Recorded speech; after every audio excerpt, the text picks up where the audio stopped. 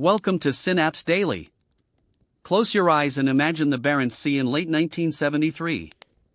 The air temperature is minus 30 degrees Celsius. The wind screams across the surface of the Arctic water, carrying ice crystals that cut like glass. On the surface, everything seems frozen in time. But beneath that thick, dark crust of ice, something is waking up. A machine that shouldn't exist is about to breathe its first breath of radioactive fire. Before we dive into the freezing waters of 1973, let's take a second to look back. In our previous episode, The Titanium Ghost, inside the USSR's fastest nuclear submarine, USSR, 1961, we explored the radical birth of Project 705. We saw the first secret blueprints and the impossible choice of using a pure titanium hull. We witnessed the Soviet scientists' madness as they attempted to build a weapon that shouldn't exist. We dissected the initial theoretical concepts, the political pressures, and the sheer audacity of proposing a submarine that defied conventional wisdom. That episode laid the groundwork for the extraordinary engineering and strategic thinking that would culminate in the vessel we discuss today. We understood the why behind this monumental undertaking. Now, we delve into the how and the profound what if. But if 1961 was the birth of a dream, 1973 is the dawn of a nightmare. Today, the golden fish is no longer a secret experiment in a dry dock. Today, it is operational. Today, the liquid metal heart is beating. In this episode, we are moving from the laboratory to the front lines of the Cold War. We are going deeper into the mechanics of the Lead-Bismuth reactor, the psychological toll on the elite 31-man crew, and the moment NATO sonar operators realized their weapons were officially obsolete. We'll explore the unprecedented speeds, the unheard-of diving depths, and the profound impact this single class of submarines had on global naval strategy for decades to come. You thought the origin story was wild? Wait until you hear what happened when they actually turned the key, pushed the limits, and forced the Western world to completely rethink submarine warfare. This isn't just a story about a ship, it's about a technological frontier that reshaped the Cold War. Let's descend. Chapter 1, The Cold Launch. Chapter 1, The Cold Launch, 1973, The Birth of a Nightmare. The year is 1973. The Cold War is a silent, global struggle, fought not with bombs and bullets, but with technology, ideology, and the terrifying threat of mutual annihilation. In the frigid, unforgiving expanse of the Barents Sea, a new player is about to enter the game, one that would redefine the very meaning of naval superiority. This wasn't just another submarine, this was the Soviet Project 705 Lira, christened by NATO as the Alfa-Class. For years, whispers had circulated through the intelligence agencies of the West, rumors of a golden fish, a submarine so radical, so advanced, that it bordered on science fiction. Most dismissed it as Soviet propaganda, a fantastical attempt to project technological prowess. After all, the specifications sounded impossible, a vessel capable of unprecedented speed, immense diving depth, and built from a metal so rare and challenging to work with, it was deemed impractical. Yet, in 1973, those whispers materialized into a terrifying reality. The first operational launch of the Alfa-Class wasn't merely a technical achievement, it was a thunderclap that echoed through the depths of the ocean and rattled the foundations of Western naval strategy. As the massive titanium hull, gleaming faintly even in the dim Arctic light, broke the surface of the Barents Sea, it wasn't just displacing water, it was displacing a decade of assumptions about submarine warfare. The air was thick with the biting cold, the smell of diesel from escort tugs, and an underlying hum, the faint, yet distinct, vibration emanating from the revolutionary liquid metal reactor nestled deep within its core. This was the moment the dream of 1961 transitioned into the operational nightmare of 1973. The initial sea trials were a tight-lipped affair, cloaked in extreme secrecy. Every detail was meticulously scrutinized. Soviet engineers, under immense pressure from the Kremlin, watched with bated breath as their creation was put through its paces. The successful completion of these trials, culminating in the formal first operational launch, signaled more than just a boat joining the fleet. It signaled a paradigm shift. This was a direct challenge to American naval dominance, a declaration that the USSR was willing to pursue radical, incredibly expensive, and profoundly complex technological solutions to gain an asymmetric advantage. The Alpha wasn't just a weapon, it was a statement. A statement crafted from pure titanium and fueled by molten metal, poised to rewrite the rules of engagement beneath the waves. The question lingered, was this audacious project a stroke of genius or a colossal gamble that could sink the Soviet Navy itself? The answer would unfold in the chilling waters of the Cold War. Chapter 2, The Architecture of Madness, the Titanium Shell. To truly grasp the audacity of the Alfa-Class, we must delve into its very skin, the titanium hull. In 1973, naval engineering was dominated by steel. High-strength steel alloys were the backbone of fleets worldwide, offering a proven balance of durability, cost, and ease of construction. But for the Soviet design bureaus, steel simply wouldn't cut it. The ambitious performance targets, particularly the demand for unprecedented speed and diving depth, required a material that was lighter, stronger, and more resistant to the crushing pressures of the deep ocean. The answer, radical and almost unbelievably expensive, was titanium. Why was this choice considered madness? Firstly, titanium is incredibly difficult to work with. It's a highly reactive metal, especially at high temperatures. If exposed to oxygen during the welding process, it embrittles rapidly, making the weld weak and prone to catastrophic failure. To circumvent this, the Soviets constructed colossal, hermetically sealed fabrication halls. These environments were purged of oxygen and filled with inert gases, primarily argon. Imagine shipyard workers, not in standard overalls, but in pressurized, fully enclosed spacesuits, performing intricate welding tasks in what amounted to an alien atmosphere. This wasn't shipbuilding, it was precision space engineering, but for the bottom of the ocean. Secondly, the cost. Even in the 1970s, titanium was extraordinarily expensive. While the USSR possessed significant reserves, particularly in the Ural Mountains, processing it into the high-grade alloys required for a submarine hull was an industrial challenge of immense proportions. The sheer volume of titanium required for even a single Alpha was staggering, making each vessel a multi-billion ruble investment. The Western intelligence community quickly dubbed it the golden fish not just for its stealth and speed, but for its astronomical price tag. But the advantages were undeniable. A titanium hull offered superior strength-to-weight ratio compared to steel, allowing for a lighter, faster vessel. Crucially, titanium is also non-magnetic. This seemingly minor detail had profound implications for anti-submarine warfare. NATO forces relied heavily on magnetic anomaly detectors, MAD, aircraft-mounted sensors designed to detect the subtle magnetic disturbance caused by a steel submarine. Against an Alpha, these sensors were effectively blind. It was a technological cloak of invisibility, allowing the golden fish to slip through detection grids that would easily ensnare its steel counterparts.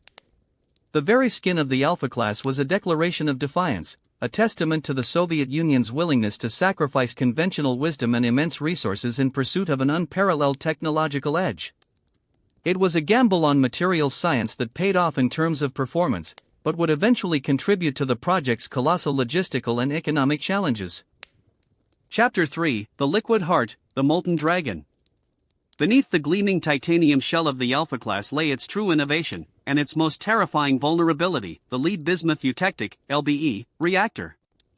In 1973, conventional nuclear submarines, both Soviet and Western, relied on pressurized water reactors. These systems are robust and well understood, but they are also bulky, requiring large containment vessels and extensive plumbing. The designers of Project 705, tasked with building a small, fast, and deep-diving vessel, simply didn't have the luxury of space. They needed a compact, yet immensely powerful, heat source. The answer came from a radical branch of nuclear engineering, liquid metal technology. The Alpha's reactor utilized a eutectic alloy of lead and bismuth as its primary coolant. Unlike water, which needs to be kept under high pressure to prevent boiling at reactor temperatures, lead-bismuth remains liquid at atmospheric pressure and can operate at much higher temperatures, leading to significantly greater thermal efficiency in a smaller package. This translated directly into more power for propulsion from a smaller, lighter reactor, a crucial factor for achieving the Alpha's legendary speed. It was like putting the engine of a Formula One car into a compact sports car, an unprecedented power-to-weight ratio for a submarine. However, this cutting-edge technology came with a truly terrifying Achilles heel. The lead-bismuth alloy has a relatively high melting point, around 125 degrees Celsius (257 degrees Fahrenheit).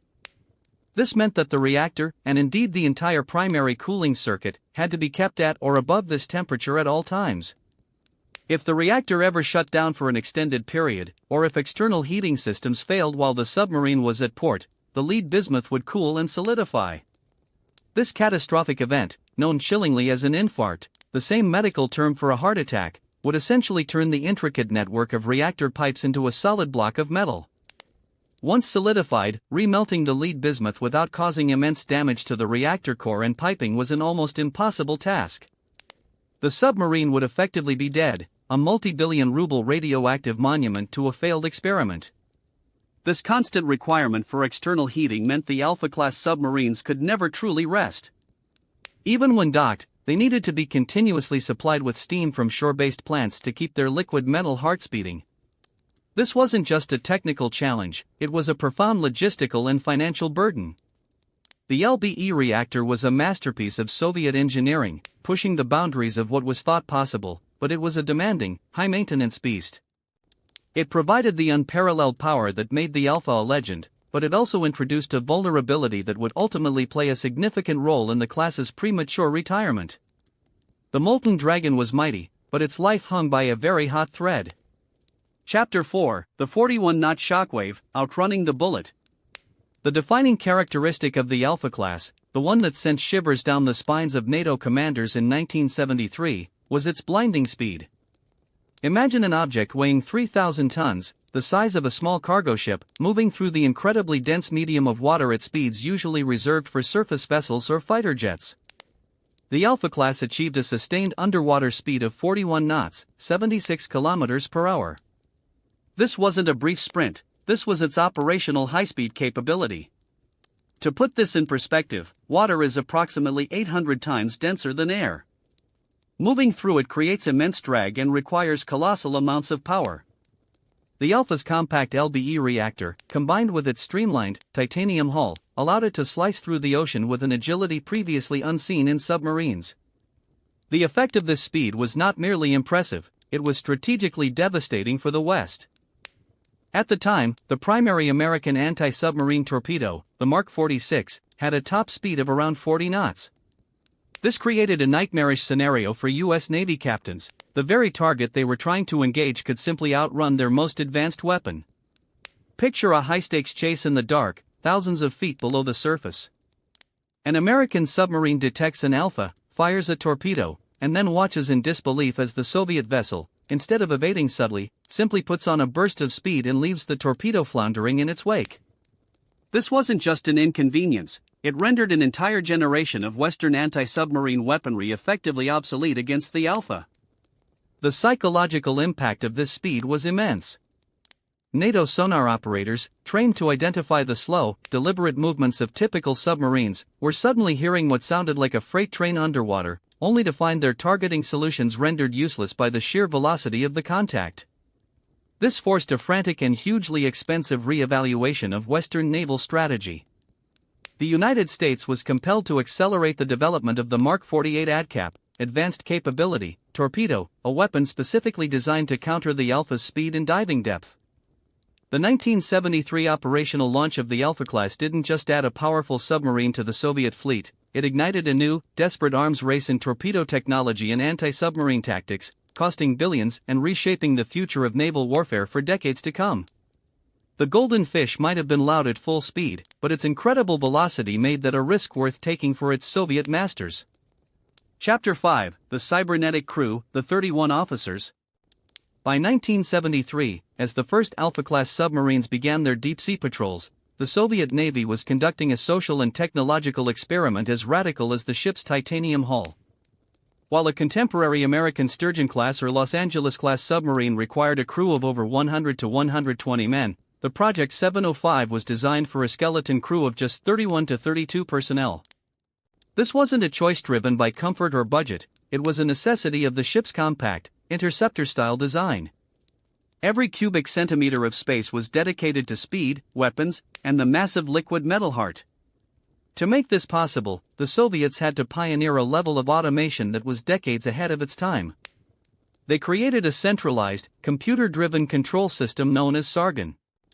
In an era where most of the world was still struggling with primitive transistors, Sargon allowed almost every function of the submarine, from reactor management to torpedo loading and ballast control, to be operated from a single command center. But there was another unique detail: the crew composition. There were no conscripts, no enlisted sailors, and no low-level deckhands on an Alpha. Every single person on board was a commissioned officer. Every man was a high-level engineer or a specialist. Why? Because the machine was too complex and too dangerous to be left in the hands of anyone but the absolute elite. The crew didn't live like traditional submariners, they lived like astronauts. However, this automation came with a staggering psychological price. In a traditional submarine, the constant activity of 100 men creates a sense of community and shared purpose.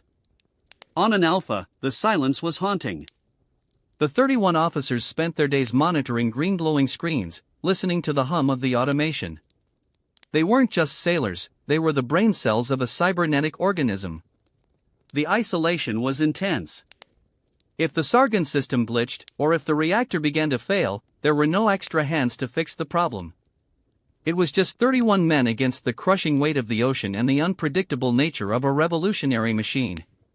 They were the masters of a titanium ghost, but many felt like they were its prisoners. Chapter 6: The Sound of Terror, the Freight Train of the Deep. In the world of submarine warfare, silence is survival. Usually, a submarine's greatest weapon is its ability to vanish into the background noise of the ocean. But the Project 705 Lira was built on a different, more aggressive philosophy. When the Alfa-Class opened its throttles and the 40,000 horsepower turbine began to spin the massive 5-bladed propeller, it became the loudest thing in the North Atlantic. NATO sonar operators who first encountered the Alpha in the mid-1970s described a sound they had never heard before. It wasn't the rhythmic chug-chug of a diesel or the gentle shhh of a modern American nuclear sub. It was a roar, a violent, mechanical scream that sounded like a freight train underwater. Why was it so loud? Two reasons. First, the liquid metal reactor required high-speed pumps to keep the molten lead-bismuth flowing. These pumps vibrated through the titanium hull with terrifying intensity. Second, at 41 knots, the water itself would begin to boil around the propeller blades, a phenomenon called cavitation. This created a trail of collapsing bubbles that sounded like thousands of tiny explosions following the submarine. The Soviets accepted this noise because of the interceptor logic. Just like the MiG-25 aircraft, which was so fast that it didn't matter if enemy radar saw it, the Alpha was so fast that it didn't matter if you heard it coming. By the time a NATO commander processed the acoustic signature of an Alpha, the Soviet sub would have already crossed several miles and moved into a firing position. This created a new kind of acoustic terror.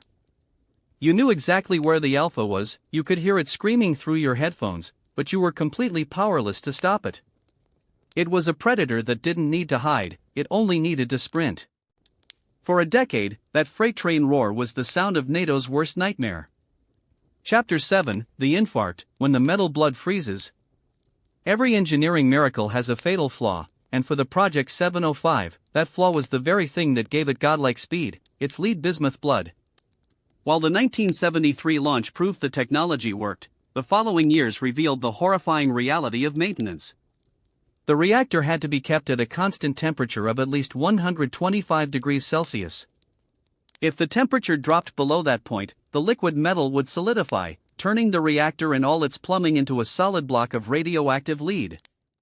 In the Soviet Navy, this event was known as an infarct, the mechanical equivalent of a fatal heart attack. And it happened more often than the Kremlin wanted to admit. Maintaining an Alpha at the pier was a logistical nightmare. The Soviet Union had to build specialized shoreside heating plants at bases like Gremika. These plants piped superheated steam into the submarines 24 hours a day to keep the reactors from freezing. If a steam pipe broke during a storm, or if the shoreside power failed, the crew had only a few hours to find a solution before their multi-billion-ruble submarine became a useless, radioactive monument. One of the most famous incidents involved an Alpha where a reactor leak occurred. The molten lead-bismuth began to drip into the reactor compartment. As it touched the cooler surfaces of the inner hull, it instantly solidified, effectively welding the reactor components to the ship's structure in a mess of radioactive metal. It was impossible to clean, impossible to repair, and impossible to restart. The golden fish was essentially killed by its own blood. Out of the 7 Alphas built, several were lost not to combat or deep-sea accidents, but to this internal freezing. The technology was so advanced that the Soviet infrastructure simply couldn't keep up. The Alpha was a ship from the 21st century trying to survive in a 1970s shipyard. Chapter 8, The Ghost of Gremika, The Cost of Power. As we moved toward the end of the 1970s, the true cost of the Alfa-Class began to emerge not just in rubles, but in the strain it placed on the Soviet Union itself. Each Alpha cost more than a significant portion of the entire Soviet space program. They were the most expensive objects the USSR had ever put into the water. But money was only part of the problem. The golden fish required a level of support that was unsustainable. Because the reactors could never be shut down, they burned out much faster than traditional water-cooled reactors. A standard nuclear sub could go for 10 or 15 years before needing a refuel, and Alpha was lucky to last half that time. The specialized equipment, the argon-shielded welding sheds, and the constant steam supply made the Alphas the divas of the Soviet fleet. This created a strange paradox. On one hand, the Alpha was the most feared weapon in the ocean, forcing the United States to redesign its entire torpedo arsenal. On the other hand, the Alphas spent more time at the pier being fed steam than they did on patrol. They were like thoroughbred racehorses, insanely fast, incredibly beautiful, but so fragile that a single mistake could end their lives. At the secret base of Gremika, nicknamed the Land of Flying Dogs because of the intense Arctic winds, the Alphas sat as a silent warning. They represented the peak of Soviet ambition, a belief that they could conquer physics through sheer willpower and titanium. But as the 1970s turned into the 80s, it became clear that the Alpha was a weapon without a country that could truly afford it. The titanium ghost was beginning to realize that its greatest enemy wasn't NATO, but the laws of thermodynamics and the crumbling economy of its own creators. The ocean was big, but the shadow of the Alpha's failure was starting to grow even larger. Chapter 9, The Pressure of the Abyss, The Midnight Zone. When we talk about the Alpha-Class, we often focus on its speed, but its second greatest weapon was the abyss itself. In 1973, most nuclear submarines operated comfortably between 200 and 300 meters. Going deeper was a gamble. The pressure of the ocean is a relentless force that searches for the tiniest microscopic flaw in a ship's hull. But the Project 705 wasn't built like other ships. Its titanium hull allowed it to descend into what scientists call the midnight zone. The official Soviet records claimed a safe diving depth of 800 meters, but Western intelligence suspected the golden fish could push far beyond that, potentially reaching 1,000 meters, over 3,200 feet. At this depth, the pressure is nearly 100 times that of the surface. For the elite 31 officers inside, life at 1,000 meters was a surreal, terrifying experience. Through the thick titanium, you could hear the ocean trying to get in. The hull would sing a series of high-pitched pings and metallic groans as the massive pressure compressed the metal by several centimeters. But for the captain, this depth was a sanctuary. Most NATO sonars and anti-submarine sensors were optimized for the upper layers of the ocean. By diving into the abyss, the Alpha effectively disappeared from the acoustic vision of the West. It sat in a layer of the ocean where temperature and salinity created a shadow zone, reflecting sonar waves away. The Alpha became a ghost in the dark, watching the world above while remaining untouchable. It was the ultimate tactical advantage, a predator that could strike from a depth where the enemy's weapons would implode before even reaching the target. Chapter 10, The Rescue Capsule, The Only Way Out. The Soviets were masters of engineering, but they were also realists. They knew that operating a liquid metal reactor inside a titanium shell at 1,000 meters was inherently suicidal. If the reactor leaked or the hull cracked, there would be no time for traditional escape procedures. You couldn't just swim to the surface from the midnight zone, the pressure change would turn a human body inside out in seconds. Because of this, the Alpha featured a revolutionary piece of safety equipment, the ejection capsule. Unlike other submarines where the crew escapes through small hatches, the entire sail, the conning tower, of the Alpha was designed to detach. In a catastrophic emergency, the 31 crew members would rush into the reinforced compartment inside the sail. With the pull of a single red lever, explosive bolts would fire, severing the connection to the dying submarine. The capsule would then float to the surface like a massive, armored life raft. It was designed to withstand the same crushing pressures as the hull itself. In 1973, this was the pinnacle of naval safety technology. However, it was also a psychological double-edged sword. Every day, the crew looked at that capsule and were reminded that they were riding a controlled explosion. The presence of the escape pod was a silent admission from the Kremlin: this machine is a miracle, but it will probably try to kill you. It was a high-stakes insurance policy for the Soviet Union's most expensive human assets. Chapter 11, NATO's Panic, the Mark 48 ADCAP Race. Across the Atlantic, the launch of the Alfa-Class in 1973 triggered a level of panic in the Pentagon not seen since the launch of Sputnik. The United States Navy realized that their entire Atlantic defense strategy was built on a lie. They had assumed that Soviet subs would always be slower and louder than their own. The Alpha proved them wrong on the slower part so decisively that it broke their tactical models. When the first high-speed sonar traces of an Alpha reached U.S. naval intelligence, they thought it was a malfunction.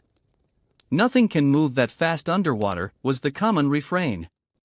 But as the data was verified, the reality set in. The U.S. primary weapon, the Mark 46 torpedo, was useless. It was like trying to catch a Ferrari with a bicycle. This led to the desperate and ultra-secret development of the Mark 48 ADCAP, Advanced Capability, Torpedo. The ADCAP was specifically designed to be that Alpha killer. It needed a bigger engine, a more advanced brain to handle high-speed sonar processing, and a hull that could dive as deep as the Russian titanium Ghost. This single Soviet submarine class forced the U.S. to spend billions of dollars in decades of research just to regain a fighting chance. The Alpha didn't just win battles, it won an economic war of attrition by forcing its opponent to bankrupt themselves trying to catch up. In the halls of the Pentagon, the Alpha was known as the impossible problem, a ghost that you could hear, you could track, but you simply could not kill. Chapter 12, Silent Encounters, the Shadow Games. During the late 1970s and early 80s, the Alphas participated in a series of shadow games that are still mostly classified today. These were the moments when an Alpha would detect a NATO carrier group and shadow them. Imagine being a sonar operator on a U.S. aircraft carrier. Suddenly, you hear the freight train roar. You know a Soviet sub is nearby. You launch your helicopters and destroyers to find it. But the Alpha wouldn't hide. It would play with its food. It would sprint at 40 knots, circling the carrier group, staying just out of reach, showing the Americans exactly how fast and powerful it was. It was a form of psychological warfare. The Soviet captains were young, elite, and aggressive. They knew they were driving the most advanced machine on the planet, and they wanted the West to know it too. There are unconfirmed reports of near misses, moments where an Alpha and a U.S. Los Angeles-class sub almost collided in the dark because the Alpha moved so unpredictably fast. These encounters were the pulse of the Cold War. No shots were fired, but the message was clear: we own the depths. The Alpha was the ultimate interceptor, a guardian of the Soviet coast that made the world's most powerful navy feel vulnerable for the first time in history. Every time an Alpha returned to Gremika, its crew had stories about running the best the West had to offer, fueling the legend of the Golden Fish. Chapter 13, The Decay of an Empire, the Slow Death of the Golden Fish. By the mid-1980s, the Golden Fish was no longer just a technological wonder, it had become a symbol of a superpower stretching itself to the breaking point. The Soviet economy was staggering under the weight of the arms race, and the Alpha class, with its voracious appetite for specialized care, was becoming an impossible burden. Each submarine required a small army of technicians, specialized shoreside heating plants, and constant supplies of argon gas and liquid metal components. In the remote naval bases of the Kola Peninsula, the atmosphere began to shift from pride to desperation. The specialized shore infrastructure, the literal life support for the Alphas, was failing. Power outages became more frequent. Steam pipes, designed to keep the Lead-Bismuth heart from freezing, began to leak and rust. The elite crews, the 31 officers who had been trained like astronauts, found themselves spending more time fighting bureaucracy and equipment failure than patrolling the deep. When the Soviet Union finally began its slow, painful collapse in the late 1980s, the Alphas were the first casualties of the new reality. One by one, they were pulled from active service. Not because NATO had finally caught them, and not because they had been defeated in battle, but because the country that built them could no longer afford to keep them warm. A machine built for the year 2000 was being choked to death by the economic decay of the 1980s. The once mighty titanium ghosts began to sit silent and cold at the piers of Gremica, their revolutionary hearts slowly turning into solid, radioactive lead. Chapter 14, The Scrapyard of Giants, The End of the Titanium Dream.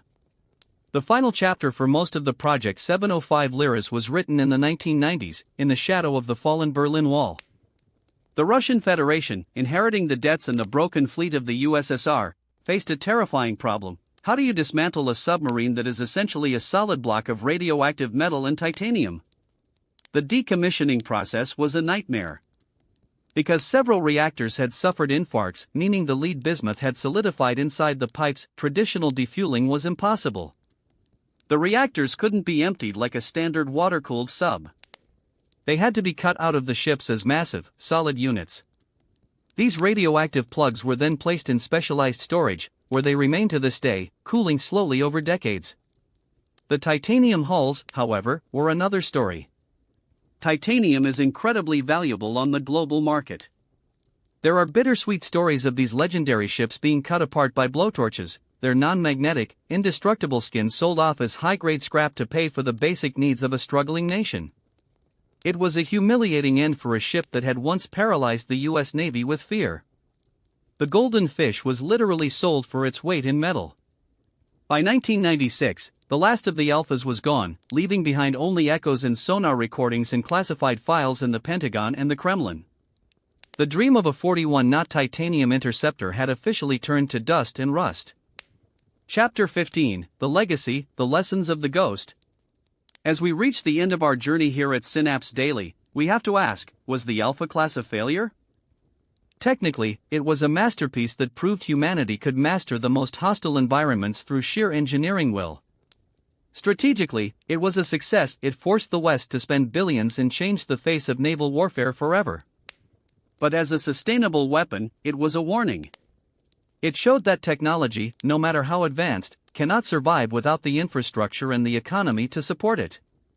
The lessons of the 1973 launch still resonate in modern shipyards.